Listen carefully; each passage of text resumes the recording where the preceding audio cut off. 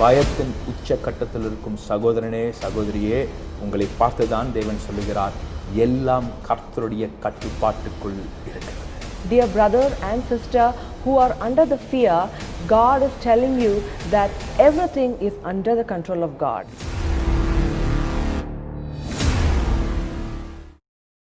சாத்தியமற்றவைகளை சாத்தியமாக்கும் இயேசு கிறிஸ்துவின் இணையற்ற நாமத்தில் உங்கள் ஒவ்வொரு பேரையும் வாழ்த்தி இந்த நிகழ்ச்சிக்கு வரவேற்கிறோம். We greet you all in the name of Jesus, who can turn all your impossibilities into possibilities. ஒவ்வொரு வாரமும் இதே நேரத்தில் உங்கள் இல்லத்திலே உங்களை சந்திப்பதிலே பெருமகிழ்ச்சி அடைகிறோம். It's a great joy for us to meet you all at your homes today through this program at this time. எல்லாம் சௌக்கியமா இருக்கீங்களா? I hope all of you are doing well. நீங்க எல்லாம் கர்த்தருக்குள் நலமாய் இருக்கிறீர்கள் என்று நான் விசுவாசிக்கிறேன். I believe that all of you are doing well in the Lord. இந்த நாட்களிலே தேவன் நம்மை வழிநடத்துவதை நாம் மிகவும் அதிகமாய் உணரக்கூடிய காலகட்டத்திலே நாம் காணப்படுகிறோம். We are in those times where we are able to experience the guidance of Lord in our lives. இதற்கு முன்பு இருந்திராதபடி மிக அதிகமாய் தேவன் நம்மை பாதுகாத்து வழி நடத்தி வருவதை நாம் ஒவ்வொரு நொடியும் நாம் அதை ருசித்து அதை நாம் உணர்ந்து கொண்டிருக்கிறோம். Unlike the past days, in these days especially, we are able to experience the guidance and the protection of God through every situation of our lives. நேற்று தினம் எங்கள் சபையிலிருந்து ஒரு சகோதரர் எனக்கு தொலைபேசி வழியாக அழைத்து என்னிடத்தில் இப்படியாக சொன்னார். Yesterday I heard a phone call from one of our church member and I happened to speak to him. Pastor, என்ன ஆக போகுதுன்னே தெரியல. Pastor, I don't know what will happen. என்ன நடக்க போகுதுன்னே தெரியல. I don't know what is going to happen. டிவியில் இருக்கிற நியூஸை பார்த்தா எப்பொழுதுமே திகில் உண்டாக்குகிறது. If I watch the news on the television, it creates a lot of scare in me. என்னுடைய மனைவி எப்பொழுதும் இப்பேற்பட்ட காரியங்களை கண்டு பயந்ததே கிடையாது. My wife usually doesn't get scared of all such situations. ஆனால் என் மனைவியே பயந்து விட்டாள். But my wife was very scared. அதை கண்ட உடனேயே எனக்கு பயங்கர திகில் வந்து விட்டது. As soon as I saw that, even I started to fear. என்ன நடக்க போகிறது? What will happen? நான் அவரிடத்திலே சொன்னேன், நம்முடைய இருதயத்தில் எப்பொழுது கட்டுப்பாட்டை இழந்து சில காரியங்கள் நடக்கிறது என்று நாம் உணர்கிறோமோ, அப்படிப்பட்ட காரியங்கள் நாம் நினைக்கிறோமோ, அப்பொழுது பயம் வரும். I told him, when things are out of control, we get a kind of fear. அந்த பயம் மிக அதிகமாய் நம் இருதயத்தில் மாறி நமக்கு அதிகமாய் மன அழுத்தத்தை கொண்டு வருகிறது. And this fear will increase in our hearts and cause a depression in us. அநேக காரியத்திலே நாம் நோக்கத்தோடு செயல்படாம ஒரு சூழ்நிலைக்குள்ளே தள்ளப்படுகிறோம். Many times we will be pushed into a situation where we will not function with a vision. எப்பேற்பட்ட சூழ்நிலையா இருந்தாலும், no matter what kind of situation it is, நாம் கர்த்தருடைய திட்டத்தின் காலத்தில் இருக்கிறோம் என்பதை உணர வேண்டும். but we must realize that we are in the time where it is a plan of God. இப்பொழுது நாம் வாழுகிற இந்த நாட்கள் கர்த்தருடைய திட்டத்திற்கு உகந்ததே. The times that we are living now is definitely in the plan of God. என்னுடைய மகனை பார்த்து நான் சொல்லுகிறேன்னு வச்சுக்கோங்க. Suppose I look at my son and tell him, மகனே, நீ வீட்டில் இரு, son, be at home, நான் பார்த்துக்கிறேன்.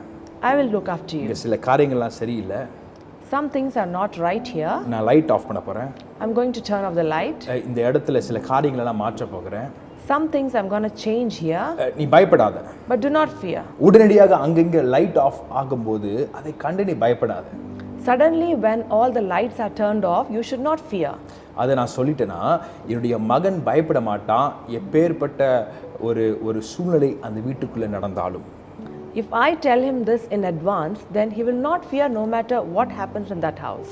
உடனடியாக நான் லைட் ஆஃப் பண்ணாலும் சரி, இல்லை ஏதாவது ஒரு பெரிய நாற்காலியை இருட்டில் நவுத்தினாலும் சரி, இல்லை என்றால் ஏதோ ஒரு பெரிய காரியத்தை செய்தாலும் சரி, அவனுக்கு தெரியும் என்னுடைய தகப்பனார் சரியானதை செய்து கொண்டிருக்கிறார். Suddenly I turn off all the lights or move a chair or do certain things in the house, he will not fear because he knows that my father is doing something. என்னுடைய தகப்பனாருடைய கட்டுப்பாட்டில் தான் இது எல்லாம் நடந்து கொண்டிருக்கிறது. All these things are happening in the control of my father. எங்க அப்பா தான் இதை கட்டுப்படுத்தி கொண்டிருக்கிறார். My father is controlling all this. அங்க இருக்கிற நாட்காலி எவ்வளவு தூரம் நகர வேண்டும் என்பதையும் அவர்தான் கட்டுப்படுத்தி கொண்டிருக்கிறார். My father is controlling even how far the chair should move. ஆகவே பயப்பட வேண்டிய அவசியம் இல்லை. So he doesn't have to fear. அதே போலதான் இந்த பூமியில எப்பேற்பட்ட காரியங்கள் நம்முடைய கண்களுக்கு முன்பாக கட்டுப்பாட்டை தாண்டி போவது போல் இருந்தாலும் தேவன் வார்த்தையின் வழியாக நம்மளிடத்துல பேசியிருக்கிறார், எல்லாம் கர்த்தருடைய கட்டுப்பாட்டுக்குள்ளதான் இருக்கிறது. So even in this earth, if we find that things are moving out of control, God has already promised that things are under his control. பயத்தின் உச்ச கட்டத்தில் இருக்கும் சகோதரனே சகோதரியே, உங்களை பார்த்துதான் தேவன் சொல்லுகிறார், எல்லாம் கர்த்தருடைய கட்டுப்பாட்டுக்குள் இருக்கிறது. Dear brother and sister who are under the fear, God is telling you that everything is under the control of God. எதை குறித்து பயந்து கொண்டிருக்கிறீர்கள்? What are you fearing of? உலக சூழ்நிலையை குறித்தா?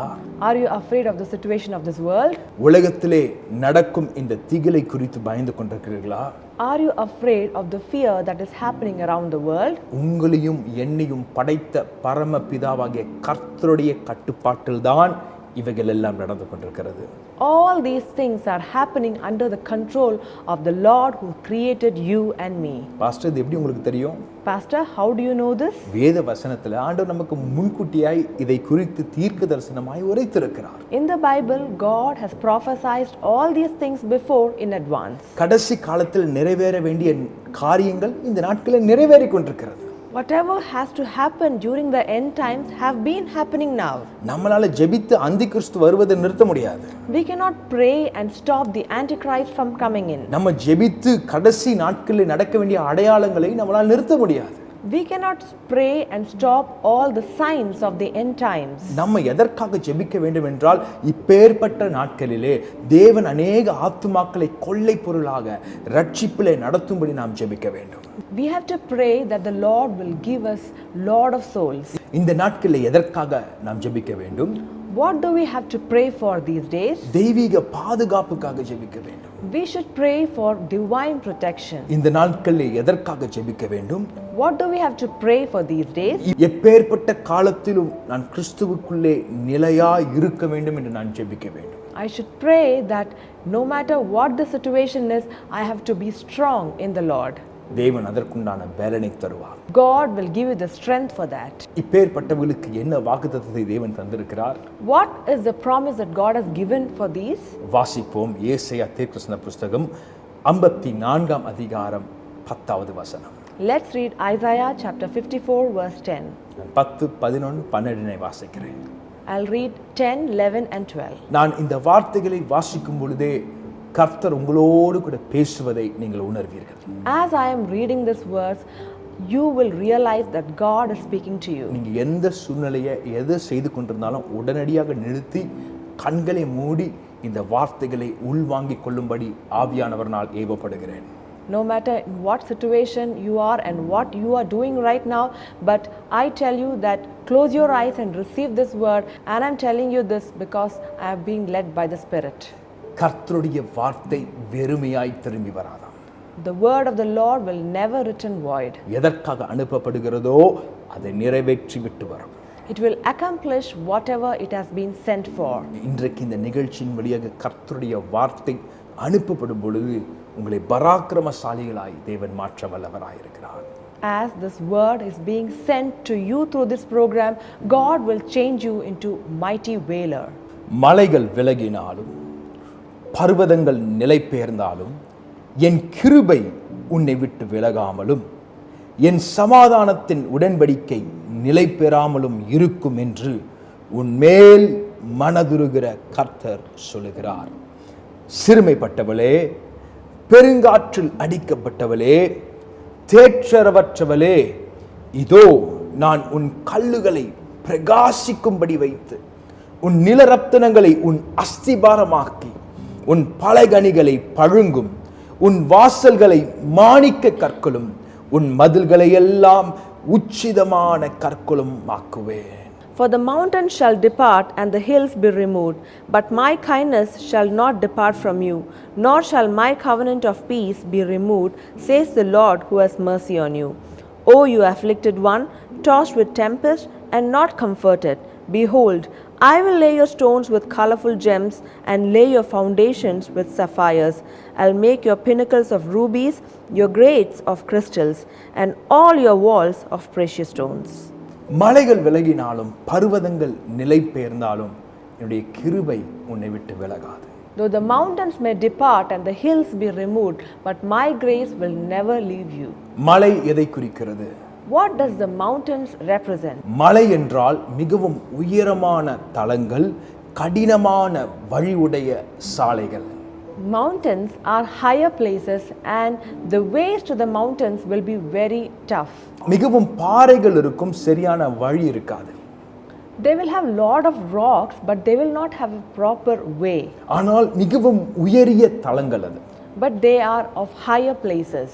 இது இரண்டு தலங்களை குறிக்கிறது. ஒன்று உயரிய தலங்கள், இன்னொன்று சிறிய தலங்கள். These represent two different places. One is the higher places and the other one is the lower places. பொதுவாக பர்வதம் என்று சொல்லும் பொழுது ஹில்ஸ், அதாவது இன்றைக்கு ஊட்டி, கொடைக்கானல், ஏலகிரி இப்படிப்பட்ட மலைகள், நல்ல ரோடு வசதிகள் உண்டான, நிறைய பஸ் வசதிகள் உண்டான இடங்கள், அதோடைய உச்சத்தையும் நாம் மிக சுலபமாக அடைய முடியும்.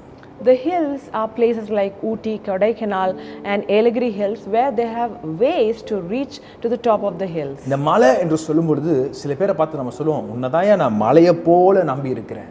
When you say to some of the people you trust, you tell them that I trust you like a mountain. உங்களை தான் சார் எல்லா காரியத்திலும் நான் நம்பி இருக்கேன். I have been trusting you in everything. சில வருமானத்தை குறித்து நாம் பேசும்பொழுது நாம் சொல்லுவோம், இந்த வருமானத்தை தான் மலையை போல நான் நம்பி இருந்தேன். When we talk about certain income, we say that I have been trusting this income like a mountain. மலைகள் என்று சொல்லும் பொழுது மிகவும் ஆபத்தான துணிச்சலாக அநேக முதலீடுகளை இட்டு ஒரு பெரிய மலையை பிடிப்பதற்காக சில காரியங்களை நாம் செய்கிறோம். When you talk about the mountains, in certain things you invest lot of money and you take lot of risk. சில காரியங்களை படித்ததினாலே நம் பெரிய வேலை கிடைக்கும் என்று சில காரியங்களை மலையை போல் நாம் சார்ந்திருக்கிறோம். We study certain things and we trust certain things as if you are trusting a mountain. அந்த மலை கையை விட்டு போச்சுன்னா என்ன பண்றதுன்னு சொல்லிட்டு கீழே வந்து சின்ன ஒரு பர்வதத்தையும் மிக சுலபமாய் அடையக்கூடிய சில செகண்ட் பிளான், இரண்டாம் தரமான சில திட்டங்களையும் நாம் வைத்திருப்போம்.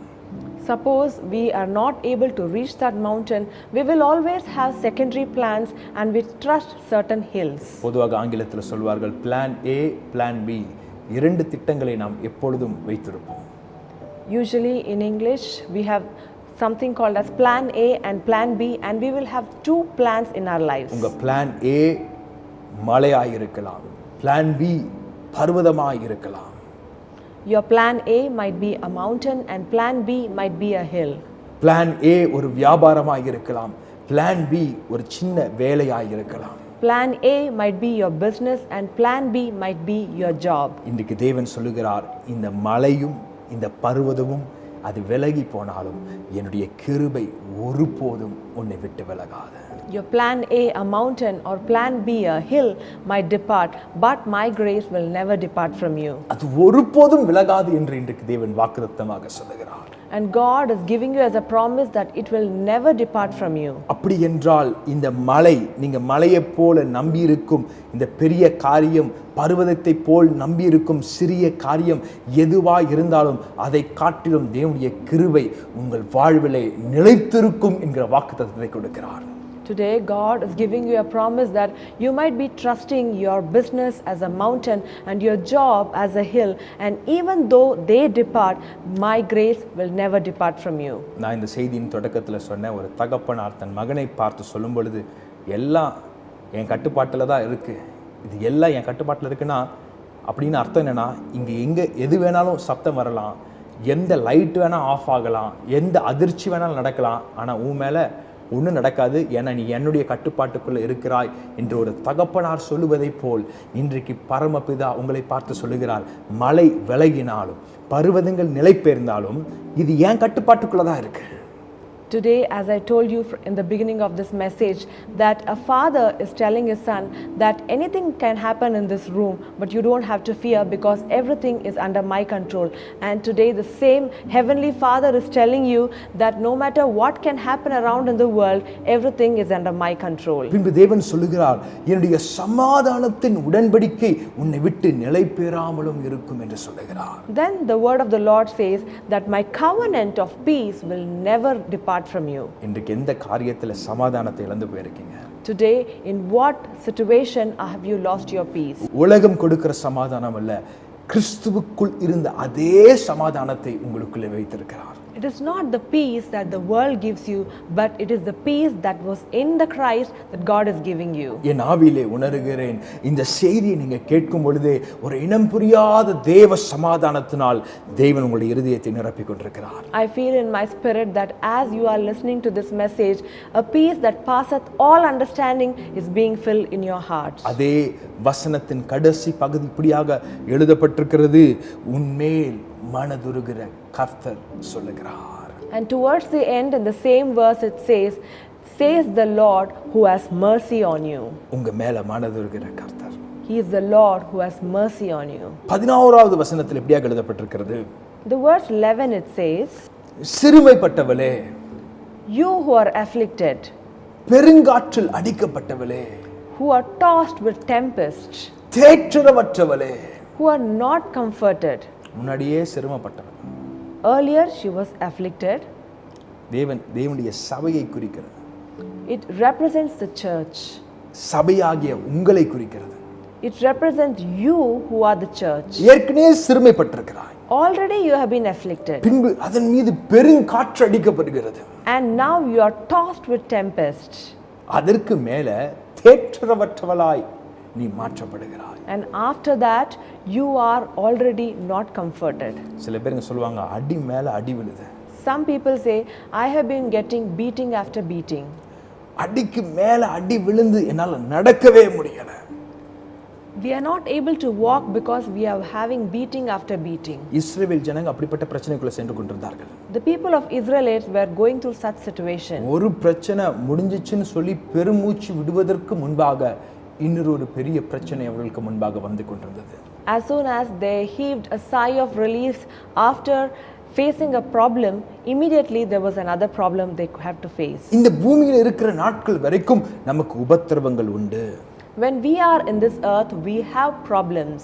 அடியின் மீது அடிகள் விழுவது போல் சூழ்நிலை வரும்பொழுது நம் வேதனைக்குள் மாறுகிறோம். When we have been beaten after beaten, we will go through pain in our lives. இன்றைக்கு வாசித்த வசனத்தை போல் அதே சூழ்நிலையில அநேக பேர் இந்த நிகழ்ச்சியை பார்த்து கொண்டிருக்கிறவர்கள் சென்று கொண்டிருக்கிறீர்கள். As we read this verse, in the same situation, there are many of you who are going through these problems. Brother, வேதனையின் மீது வேதனை, Brother, pain after pain, கஷ்டத்தின் மீது கஷ்டம், suffering after suffering, வறுமையின் மீது வறுமை, poverty after poverty, அழுகையின் மீது அழுகை, tear after tear. எனக்கு எதிர்காலமே இல்லையா?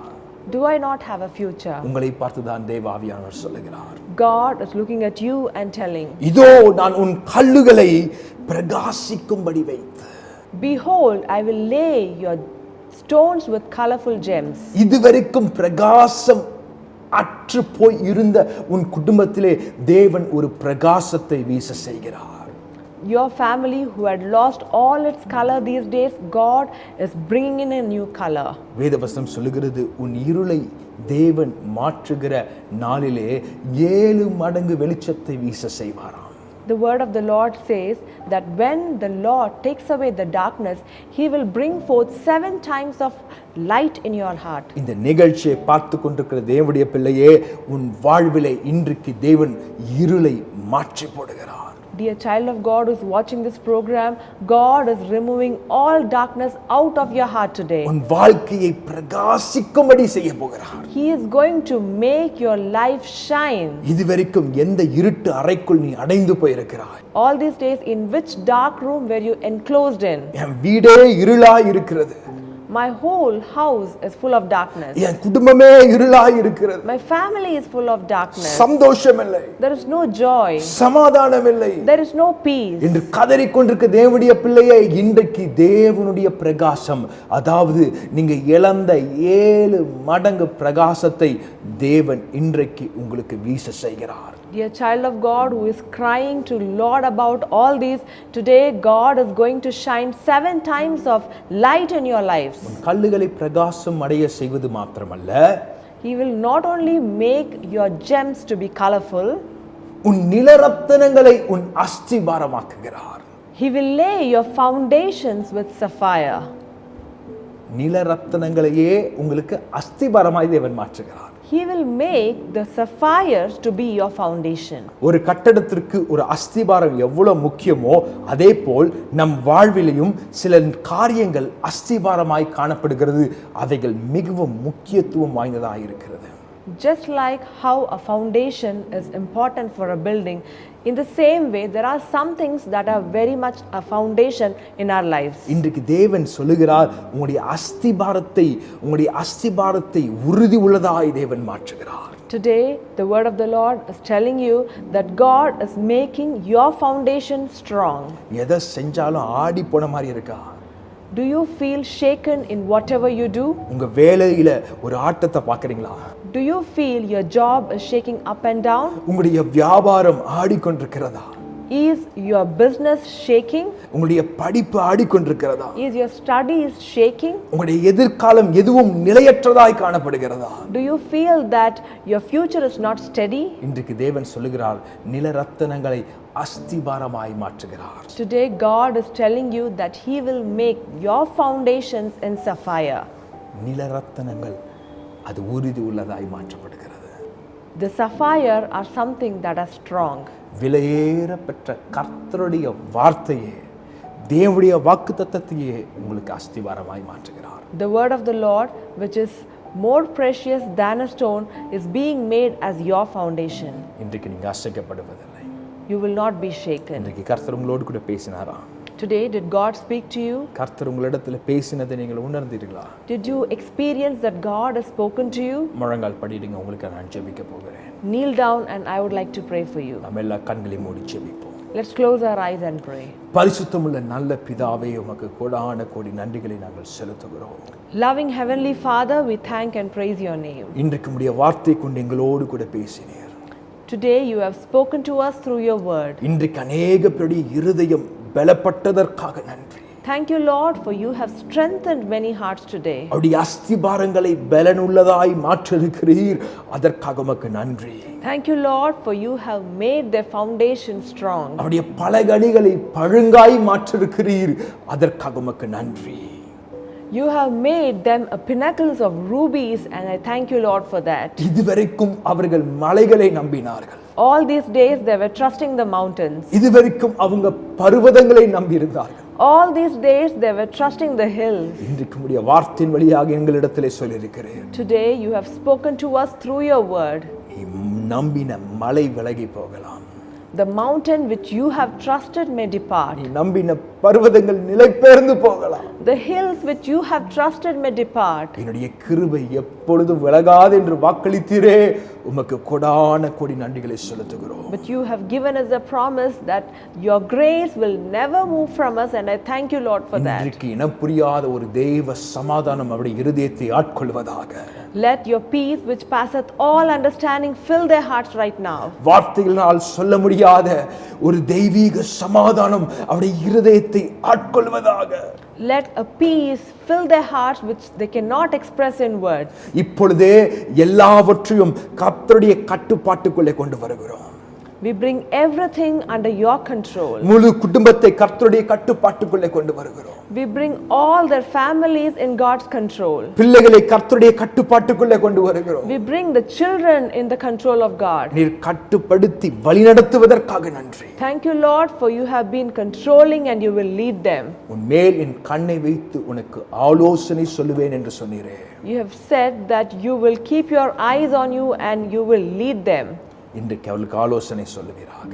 Guide them, Lord. இன்றைக்கு செய்தியின் வழியாக அநேக மாற்றத்தை கொண்டு வந்ததற்காக நன்றி. Thank you, Lord, for you have brought in a change through this message. இன்றைக்கு இந்த கர்த்தருடைய செய்தியின் வழியாக 7 மடங்கு வெளிச்சத்தை வீச செய்ததற்காக நன்றி. Thank you, Lord, for you have brought in 7 times of light in their lives through this message. சகல துதி கன மகிமை உமக்கே செலுத்துகிறோம். We bring all the glory and honor to your name alone. இயேசுவின் மூலம் ஜெபம் கேளும் என்று நல்ல பிதாவே. In the name of Jesus we pray. Amen. Amen. தேவ ஜனமே, கர்த்தருடைய செய்தியை கேட்டீர்கள். இது உங்களுக்கு ஆசீர்வாதமாக இருந்திருக்கும் என்று நான் கர்த்தருக்குள் விசுவாசிக்கிறேன். Dear children of God, you have been listening to this message and I believe that this has been a blessing to you. நீங்கள் பெற்ற அனுபவங்களை எங்களுக்கு சாட்சியாக தெரிவிக்க மறந்துவிடாதீர்கள். Do not forget to share all your experiences with us as your testimonies. அடுத்த வாரம் உங்களை சந்திக்கும் வரை உங்களிடமிருந்து விடைபெறுவது உங்கள் சகோதரன் நண்பன் போதகர் Justin Samuel along with Jamie signing off. Until I meet you again next week with another message, this is your brother, friend, Pastor Justin Samuel signing off along with Jamie. God bless you. God bless you.